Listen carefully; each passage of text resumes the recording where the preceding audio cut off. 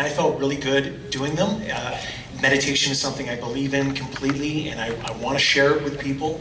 And by sharing it with people, it helps me in my own practice. You know, it helps remind me to keep consistent with it in life. And I know it's nothing but a positive thing. I've said this many times for those of you who haven't meditated, or if you're curious about it, there is no negative that will come from it.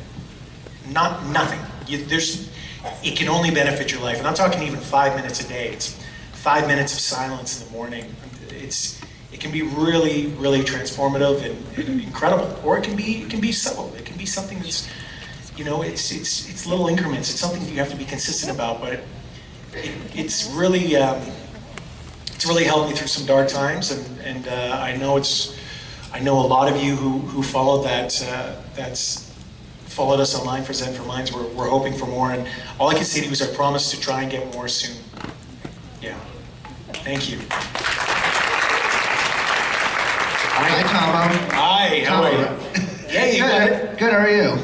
Good. So, as you can see, I'm obviously dressed in Hollywood style, so yes. My question is obviously related to your time on the Hollywood show for both supernatural parodies. So my question is just what that experience was like, and if they would do a third one, what would you want it to be? You know what? Nobody's going to tell those ladies what to do. They're creative geniuses. The proof is in the numbers and the amount of views that they've had with the things they produce. 1 and 2. They're so funny and they're amazing. I think it's incredible what they've done. They've carved out a really unique sort of niche, and they've taken different universes and amalgamated them into this amazing SBN fandom. And it's really impressive. Those sisters are so talented. They're so kind and so gracious. They're really, and they're very smart. They're excellent performers, and they understand what the fandom wants and maybe didn't even know that it wanted and needed. And it's more comedy, it's more laughs, and they're great. The first one was very brief for me, and many of us, we came in and they were like, listen, we're gonna put on some music, you dance for 5 minutes. I was like, okay, that's great, it's easy. And then what? And they're like, that's it. Off you go. No, we got it, you're good. And then the second one was, you know, I was actually down there for, they filmed it in Vegas. And I went down, I flew down and spent a day with them, just filming a bunch of different stuff. Yeah, if they do a third, of course I'd be in. Of course I'd be down.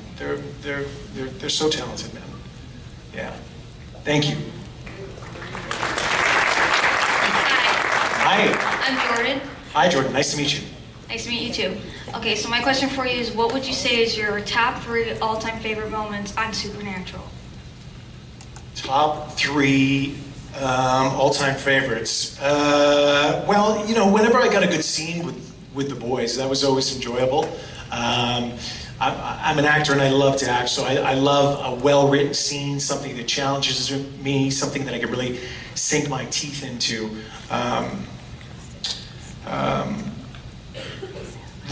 You know what I always get asked, and every time I'm like, I've got to come up with some new material. I've got to come up with something. Everyone's always like, Jared and Jensen love to play pranks. What prank did they play on you? And I'm always like, they didn't play any pranks on me. They're always busting your balls. The guys are always joking around. That's happening on set all day long. But yeah, I'd have to say, I was working with Jared one day. Sorry, no, it was Jensen. Yeah, Jared's not that complimentary.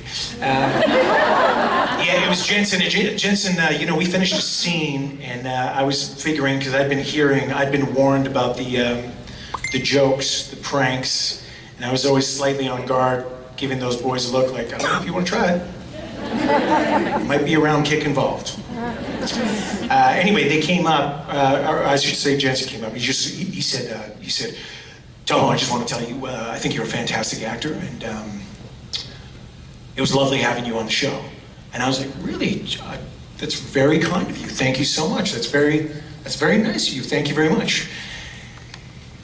And he said, I also want to say that you're incredibly handsome, and I think if there was going to be a third brother on the show, I think it would be you. I'm going to talk to the producers. I'm like, Jared, really? Wow, where's this coming from? This is, sorry, Jensen. This is very strange of you to say. I'm surprised, thank you. This is very nice of you to say, but you don't have to say that. And he said, I also want to say you're a fantastic musician and an artist. And I like the way you walk. Jensen, thank you so much. You really didn't have to say all those wonderful things. And I'm thinking to myself, because I'm not an artist. I guess I am an artist in some ways. I'm definitely not a musician, but wow, these guys really are as amazing as you think. They really are that kind. Jensen really said those things to me. No, he didn't. I made that all up. I made that all up. There was no pranks played. But if that did happen, that would definitely be one of my top 3 moments on Supernatural. I know he's thinking it. You know what I mean? I see the way he looks at me sometimes. Hi, Tahmoh. Hi, how are you?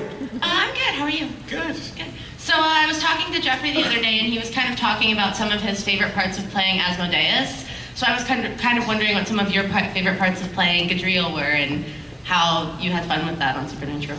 Well, I kind of mentioned it before, but I think when Jensen and I'd met Jensen a couple times in Vancouver through mutual friends, but just briefly. And then, you know, when we finally worked together, we didn't have a lot of time to talk beforehand.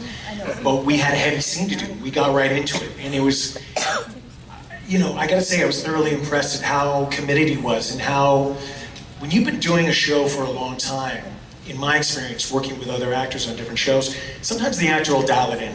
He's saving the good stuff for his coverage. Acting is it's a dance. It's a reciprocal dance. It's a give and a take, and you got to be invested. You got to give back to your fellow performer. You also have to accept what they're giving you. You have to acknowledge it. It's that delicate dance. It's part of the reason we do it. And I was thoroughly impressed at the energy and the focus that Jensen had. He was so there 100%. And when that happens, it makes it very easy for you to do amazing work also. Because you're there, you're invested, and the actor is giving you a lot to work with. So for me, that was great. And every time after that, it was always great working with Jensen. Because obviously, Jared and I didn't get to work with each other all that much. Even though we did, because I was inside him, and I know how that sounds.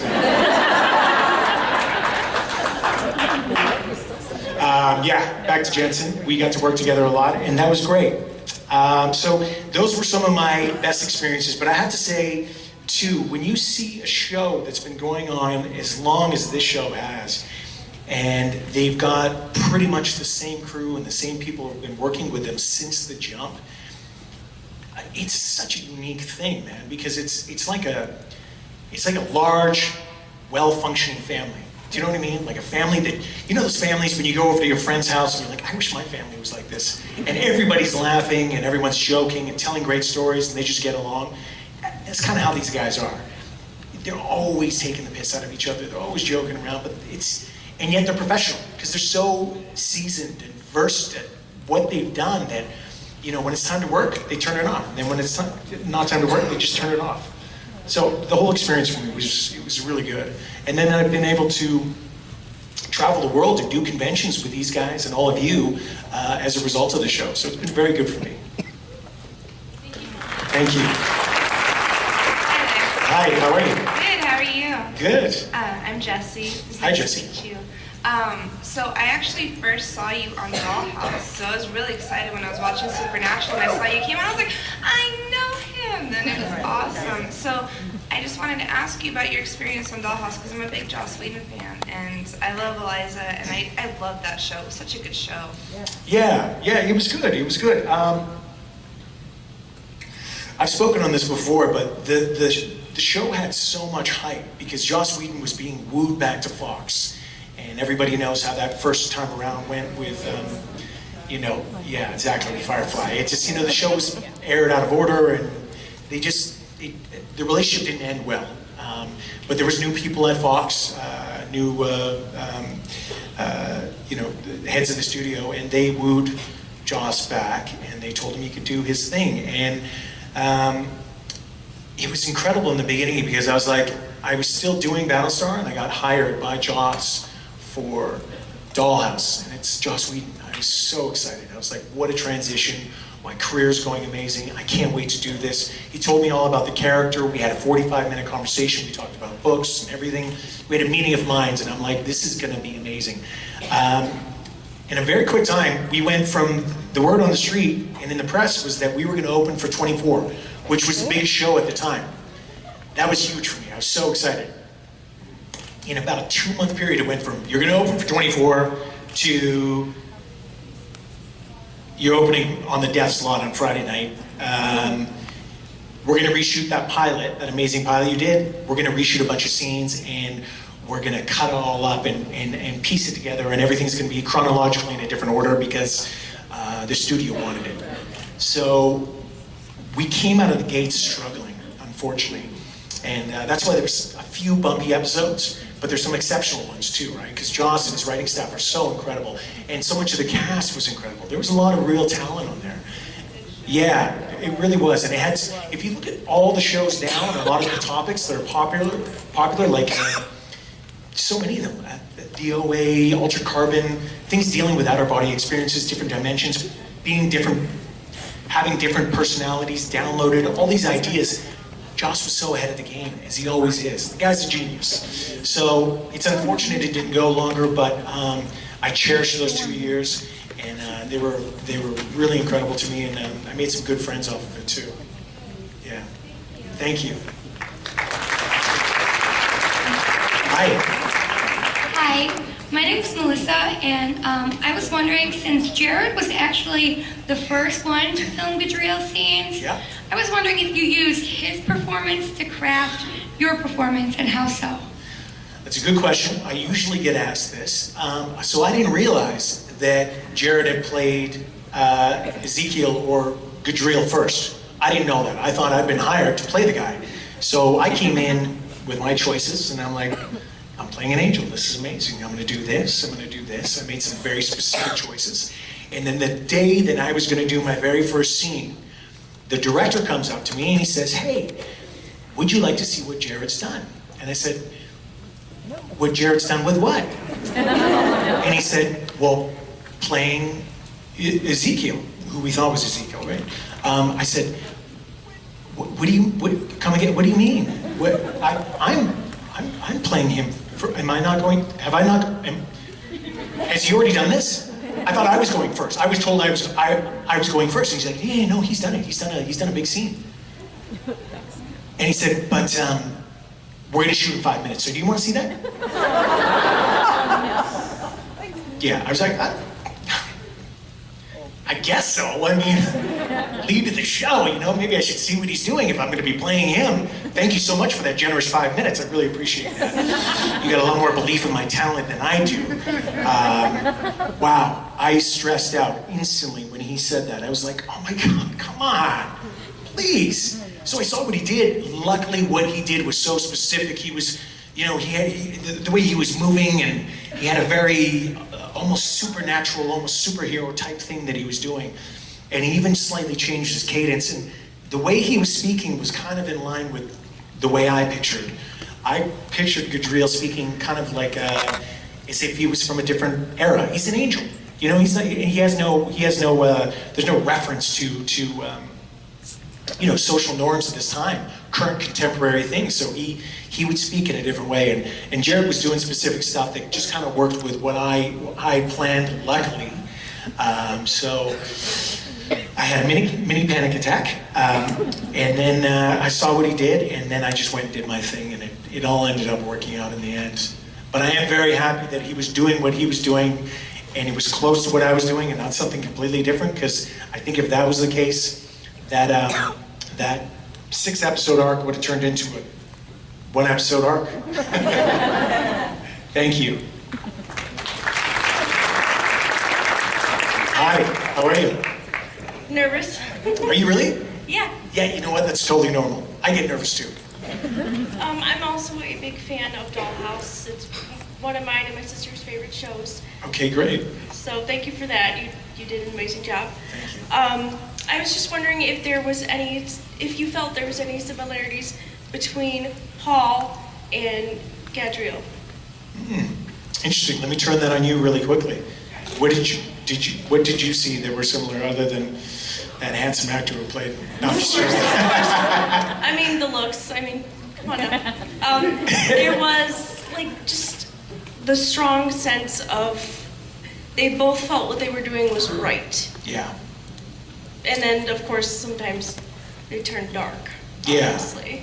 Yeah. But I thought you did a wonderful job as both, and I was like really excited. So I just wondered what your thought was on that. If No, you that's felt- good. Yeah, I appreciate that. Thank you. Yeah, I mean, I was lucky enough for a long period in the beginning of my career. I was playing a lot of moral, sort of upstanding, solid, moral compass characters. And even though Gadriel was so flawed and he had made a lot of mistakes, he still had that in him. Ultimately, originally, he was a soldier. He wanted to serve God. That's who he was. And then things went wrong and he was punished and in prison for thousands of years and tortured, and he came out broken. You know, that angel had PTSD, man. So, you know, we have to acknowledge that with him. It's way more interesting playing a character who tries to do the best they can, as most of us do, but who makes mistakes, who fumbles along the way, because that's what we do. Nobody's perfect. And too often in film and television, you see these steely, sort of superhero-like characters who don't make any mistakes and everything they say is perfect. And I'm not interested in that. I like seeing conflict and people doubting themselves, because people do, you know. And I think that's what we relate to. We relate to characters like that who are flawed, who do make mistakes, but are trying to do the right thing. And I definitely agree with you. There were similarities between the two. To be honest with you, with Dollhouse, I think I was coming in, and I wanted Paul to be a much darker character than he was. What Josh shared with me about him, I tried to play him a little darker. But Josh came to me and was like, "Listen, we need to see this other side of him, so let's rein it back a little bit." But that was good. I needed that at the time, because there's a very specific tone in each show too. And Joss Whedon has a very specific tone. He's one of those great, amazing artists who can have really heavy, dark, like scene material, and then the next one is so light. There's so much levity and humor to it, and it's quick. His wit is it's his own. You know what I mean? So you have to acknowledge that. That was a big lesson for me as an actor too. Thank you. Hi. What I wanted to know was if there was one person, past, present, living or dead, whatever, that you could meet, sit for 5 minutes with, and talk to, who would it be and what would you ask? That's a great question. What about you? What about you? Either Elvis Presley, and I would ask him, you know, what was his influence, or Marilyn Monroe, because she's hot. I think Marilyn Monroe was very, very, from what I've read, she was a very, very intelligent woman too. She was sharp. She would have been interesting to talk to for sure. I would have loved to have had a conversation with Quanah Parker, who was a Comanche war chief. I think that would have been fascinating to sit down with that man. To be honest with you, if I could have that choice, it would probably be a family member. I think we're all curious about where we come from, and probably even more curious about our parents and their parents too. And we unfortunately, you know, because of age, because they pass on so quickly, we don't often get that sort of deep, intimate conversation and knowledge about our history and who we are and where we come from, because, you know, people pass on. I would love to have a real conversation with, you know, any of my great-grandparents. My great-grandfather on my mother's side was alive till I was 6 or 7. So I remember it. I remember being around him, but he didn't speak English very well. This is a man who lived off the land till he was 99 years of age. He was living in the woods the way our people on my mother's side have for tens of thousands of years, in the toughest country in North America, arguably the world. He was rugged as shit, and he was a powerful man, but he didn't speak English very well, so I don't really remember any deep conversations with him. I wish that I had my language. I wish that I could speak our language, and me at this age could have a long conversation with my great-grandfather. That would be amazing. Yeah. Thank you. Hi. Hi. My name's Chloe. Hi, Chloe. So my question is that if Gadriel were still alive, how do you think that would affect like you as an actor, Gadriel, and like basically the show in general? How do I think what? How do you think that would like affect you and the character and basically how the show is run so far? I mean, it'd be great to play him again. I mean, it's the supernatural universe. Let's be honest. Anything could happen. He could show up in the next episode. You guys would be like, oh, cool, that's great. Wouldn't be unbelievable, you know what I mean? Oh, there's Gadriel, that's so great. I was hoping he'd come back. Because this show is like that, which is fantastic. It's part of the reason people love it. I've said this before, but I think there would be a beautiful opportunity for Misha, who's now got all this, you know, this current knowledge about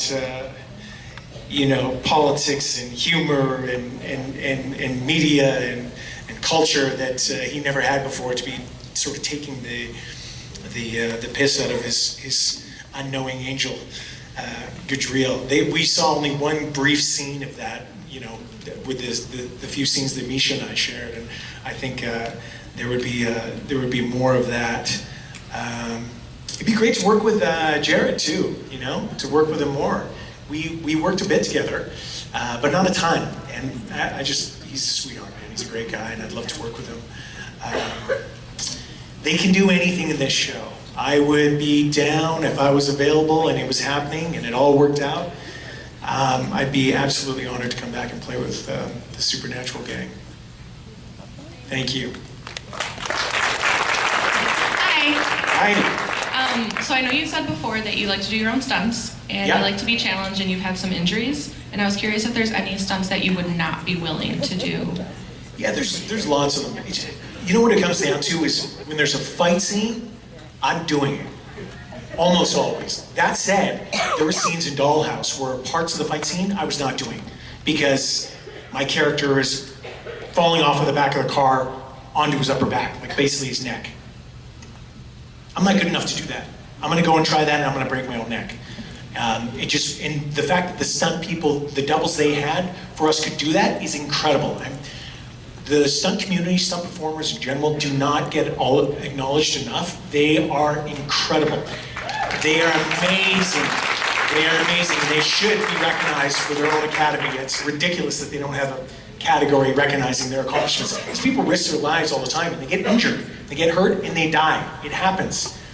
It happens. Look in the press the last couple of years. It's a dangerous job. I've got a lot of people in that world who are very dear to me.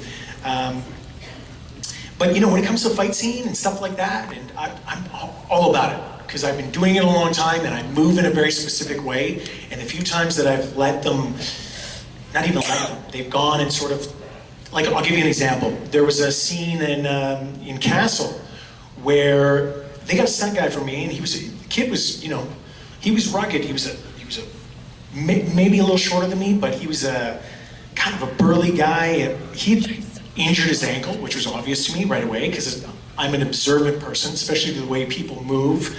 I think a lot of martial artists can tell another martial artist just by looking at them. I've always found that. I can tell when somebody trains, more times than not. But he'd injured his ankle, and he's kind of bow-legged, and he just kind of walked different than me and everything. And even when we were like playing out the fight scene, the way he moved was so different. So we had a scene, and I did as much stuff as I could. We were shooting this incredible scene downtown LA on like a 17th floor of a building, and I'm like trying to throw the lead off the top of the building at one point. But I ended up seeing the episode, and I felt great about it, and I saw the coverage they used, and they had gone and done some second unit stuff, some second unit stuff with a helicopter, and up on top they've got a shot from way above, so you can't quite see the actors or me, which I knew right away it wasn't me because we never did any helicopter shots when I was shooting. And there's this guy walking across the roof like doing this fight scene, and he looks so different than me. The way he moved and everything, it was just not me. And it's just one of those little things. I was so frustrated because I was like, no, that was mine and I should have done that and I hate that. But yeah, there's lots of stuff, man. The stunt performers will come in and they'll take over. I'm never trying to claim that I'm this superhero or what have you, but I've been doing martial arts a long time and I can take a bump. I could take more than a few. I got punched in the face by an actor I was doing a fight scene with last year, right in the middle of the scene. We didn't stop the scene, we just kept going. Because he didn't punch that hard. I've been punched a lot harder than that. And, these things happen, but there's crazy stuff that I'm just smart enough, and the stunt coordinator usually say to you too, like, they know once they've seen what you've done, or if they're not familiar with you, and they'll come in and be like, look, I'd be more comfortable if you let my guy do this. If it's a big fall, if it's something where there's a good chance it could really hurt my knee, something that's gonna put me out for a long time, I'm not into it. But when it comes to the actual fight scenes, getting pulled back, getting hit, things like that, I'm down. I've been hurt a lot worse than that. Thank you. Well, I appreciate what you said about stunt teams. Oh, they're amazing. I know. I'm one of them. Anyway, thank you. My question is what is the most interesting thing you've had to learn to do for a role? The most interesting thing I've had to learn to do.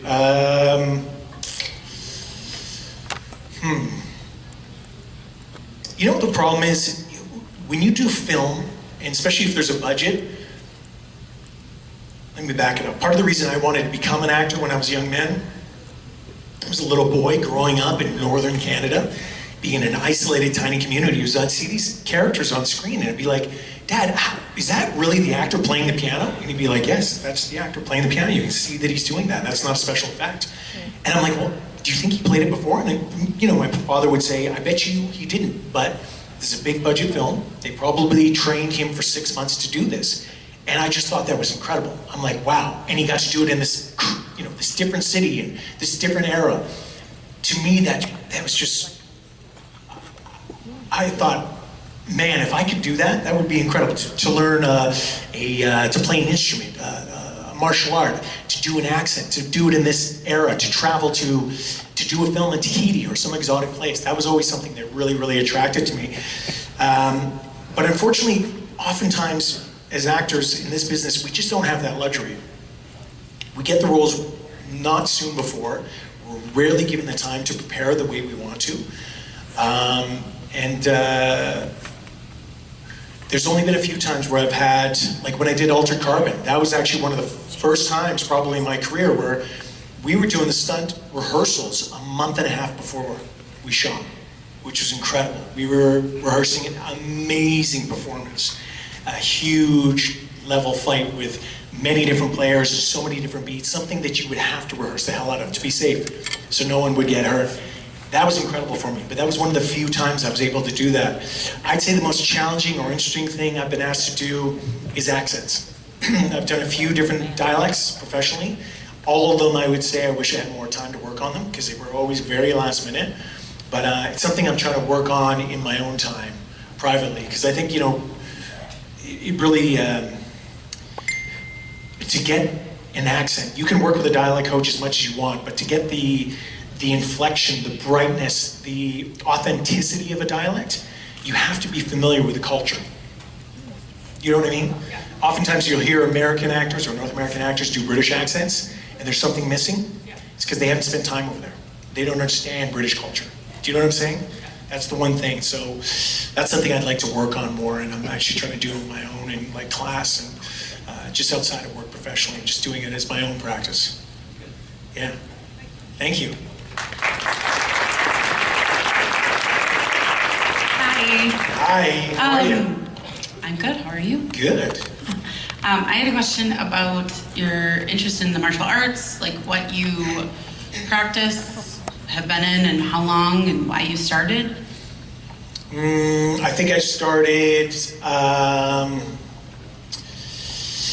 I started in judo when I was maybe around 10 or 11. And I did that for a few years and I really enjoyed it. But then I was trying to balance it with hockey and it didn't work out. They were on the same nights. And it was always one of my regrets that I didn't continue it because I was always kind of I felt I really enjoyed it and I was pretty good at it. And I've never really committed to the grappling martial arts since then. It's always been something that I've wanted to, but I'm from that generation that saw like Bruce Lee and things like that, and from a very young age, I just knew that I wanted to learn, you know, how to strike in particular, like the striking martial arts. I was always fascinated by boxing and kicking and any of the striking martial arts, taekwondo, yeah, there you go, karate, anything that I saw. The first time I saw Muay Thai, like really saw it in a film, was Bloodsport. And the actor who played the Thai fighter in it, ironically, is a South African named Paulo Tocha. And I'll tell you a funny story real quick. After years of training Muay Thai, I went to LA and I was living down there for a bit and I was trying to find a Muay Thai gym. And I'd heard about Bomb Squad, which is where Chuck Liddell used to train. Chuck Liddell was a former UFC light heavyweight champion.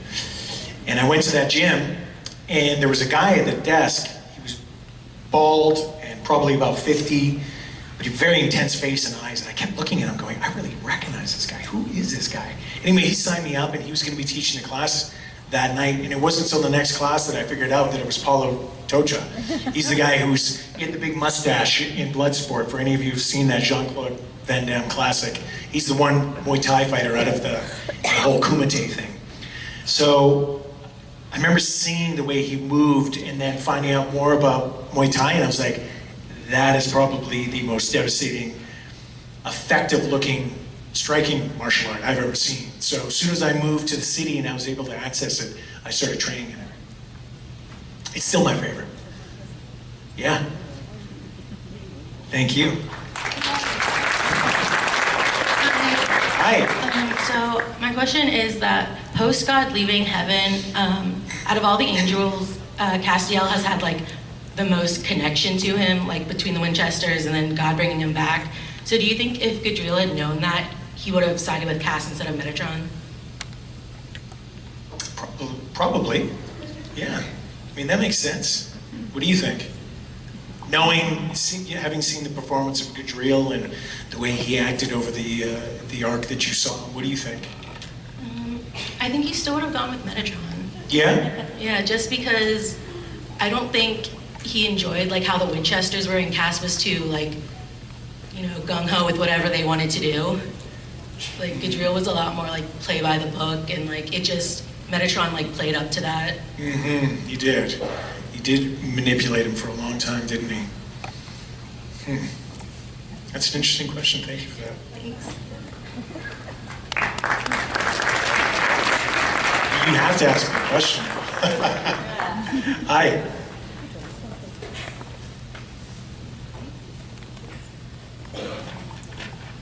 Hi, I'm just curious, if Supernatural brought you back for season 15 as a different character, what character would you want that to be?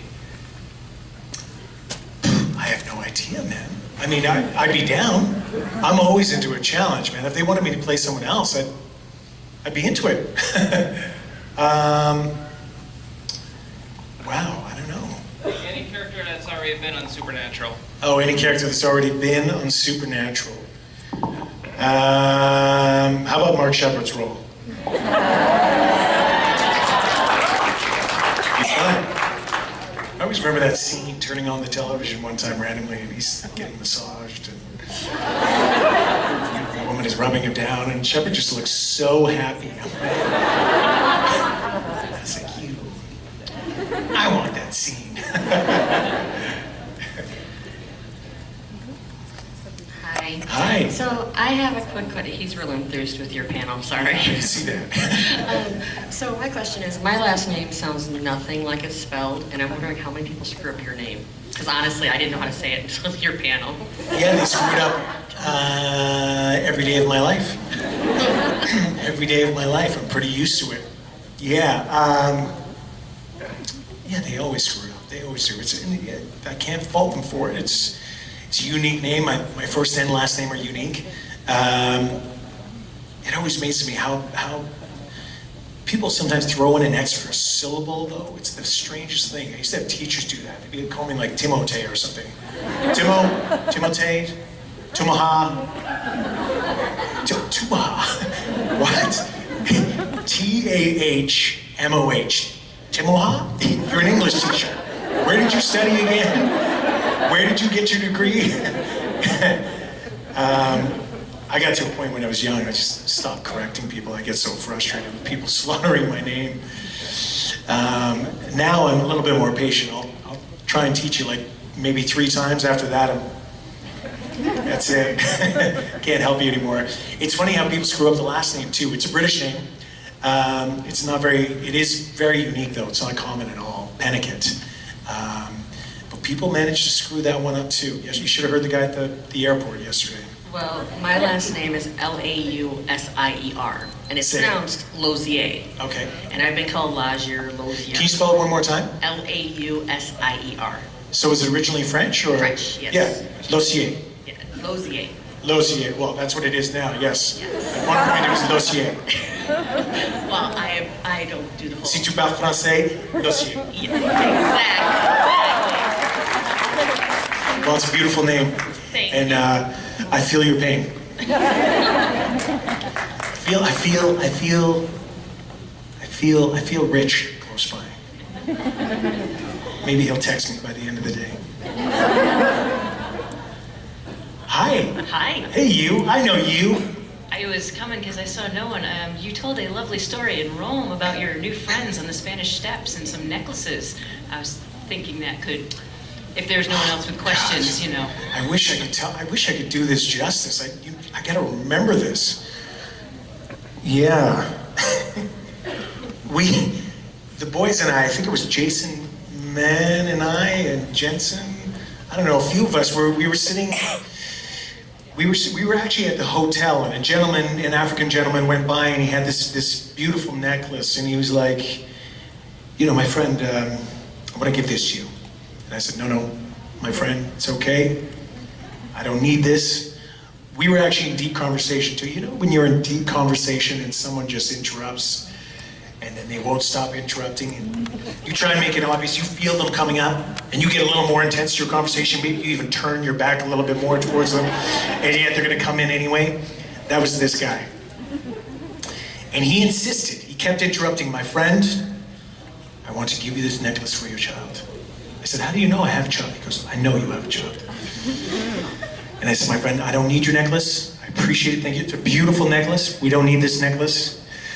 I insist on giving you this. He wouldn't give it up. So finally I was like, okay, my friend, give me this necklace. Thank you so much. That's so generous of you. Gave me the necklace. I looked at the necklace. I showed the boys at the table. Everyone agreed it was a beautiful necklace. And then he was like, my friend. I said, yeah, can I help you? And he's, what does it mean? Do you want the necklace back? I'll give you back the necklace. He's like, my friend, I've got to feed my children, please. It was the funniest thing. I'm not doing this story justice. It was a lot funnier when I told it fresh in my mind. She did set me up for it, but then we had a long conversation. I'm like, but why would you do that? Why don't you just ask me for money right off the bat, and then we can establish that, and we can be honest with each other. But this went on for a long time, and of course, I ended up paying him to leave me alone. And then, so he won. He was very practiced at this. Trust me, he had no issues with this game of his. And then I saw him the next day, and he came up, and he almost tried it again, and I gave him a look like, don't even try it. And he's like... But he had no qualms about coming up and doing it to one of the other guys that I was at the table with. And I'm like, come on! Yeah, that was a funny experience. Oh, I've got a question. Yeah, I got a question. Hi. Hey, I'm always thinking about like self-care and helping people have a better life, especially with anxiety. Yeah. What do you think is the best way to start someone off with meditation? What if I could teach someone the first 5 minutes or that kind of thing? What could they do? What I would say is, this day and age, we are inundated with so much social media and negative news, and it's just, everyone's in a state of anxiety, constantly. We've never had a period. You used to get the paper. You used to be able to decide, do I want to read the paper right now? There's going to be a lot of negative in it. I'm going to leave that. I'm going to have breakfast with my kids. I'm going to look at my child as he tells me about the soccer game yesterday. I'm going to enjoy this food, you know? You can turn off the television, listen to it. Now we carry it by our heart. The phone is giving you negative shit every 2 seconds, and you can't ignore it. I don't care who you are. You can't be that solid as an individual to protect yourself from that. So I would encourage all of you, number one, to just ease up on the news, ease up on the negativity. You're not helping yourself or your family by being that informed. There's too much to be informed about. It's not doing anything for your headspace, or your spirituality, or your mental health. Try and get silence here and there. Turn off the phone, number one. If you're going to meditate, turn that phone off. Turn off the computer. Know that you're not going to be interrupted by an email beep or a text or what have you, and just breathe. Conscious breaths. And that's a hard enough thing to do, even for 5 minutes. And if you find yourself getting distracted, bring it back. Try and do 16 breaths. 16 breaths is a good practice to start with. If you can do that clearly, and you're focused, and maybe you only, get distracted a couple times, you can easily drop in and do an actual meditation after that. That is an initial step. If you can encourage someone to do that, I guarantee they'll tell you it helped them. It's good to quiet the mind here and there. And I thank you for helping people and wanting to spread that out there, because we need more of it. You guys, thank you so much. You've been fantastic. It is always